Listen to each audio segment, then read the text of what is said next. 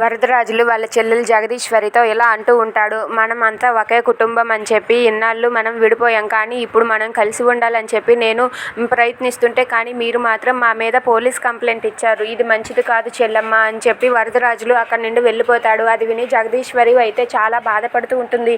ఇక వరదరాజులు వెళ్ళిపోయాక అక్కడ ఉన్న జగదీశ్వరి అలాగే వీళ్ళందరూ కూడా అక్కడ నిలబడి ఉంటారు. ఇంతలో అక్కడికి క్రాంతి వస్తాడు. క్రాంతి రాగానే క్రాంతితో ఇలా అంటూ ఉంటాడు వాళ్ళ నాన్న, ఒరే పోలీస్ కంప్లైంట్ ఇచ్చింది నువ్వేనా, ఎందుకు ఇలా చేసావని చెప్పి అడుగుతూ ఉంటాడు. దాంతో జగదీశ్వరి అయితే మీరు ఆగండి, చెప్పరా క్రాంతి, అతని మీద పోలీస్ కంప్లైంట్ ఇచ్చింది ఎవరు, మన డబ్బులు పోయాయని ఆ డబ్బులు నకిలీవని కంప్లైంట్ చేసింది ఎవరు, నువ్వేనా అని చెప్పి క్రాంతిని జగదీశ్వరి అడుగుతుంది. అది వినగానే క్రాంతి అయితే అవునమ్మా కంప్లైంట్ ఇచ్చింది నేనే అని చెప్పి అంటాడు. అది వినగానే అక్కడ ఉన్న వాళ్ళందరూ ఒక్కసారిగా షాక్ అయిపోతారు. ఇక జగదీశ్వరి అయితే క్రాంతి చంప పగలగొడుతుంది. అది చూసి అక్కడ ఉన్న వాళ్ళందరూ కూడా ఒక్కసారిగా షాక్ అయిపోతారు. ఇక క్రాంతి అయితే చాలా బాధపడుతూ ఉంటాడు.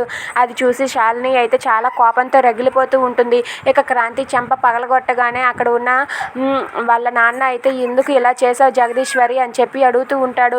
ఇక శాలిని అయితే చాలా కోపంగా వాళ్ళ అత్తయ్య వైపు అయితే చూస్తూ ఉంటుంది. ఇంతలో అక్కడ ఉన్న క్రాంతి అయితే షాక్ అయ్యి తనైతే చాలా బాధపడతాడు. ఇక జగదీశ్వరి అయితే ఇలాంటి పని నువ్వు ఎందుకు చేసావు, అసలు ఇలాంటి పని చేసినందుకు చంపేయాలనిపిస్తుంది అని చెప్పి గట్టిగా అరుస్తుంది. దాంతో అక్కడ ఉన్న విరాట్ వీళ్ళందరూ కూడా షాక్ అయ్యి అలా చూస్తూ ఉండిపోతారు.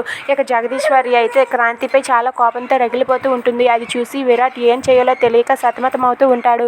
If you like this video please like, share and subscribe friends. Thanks for watching.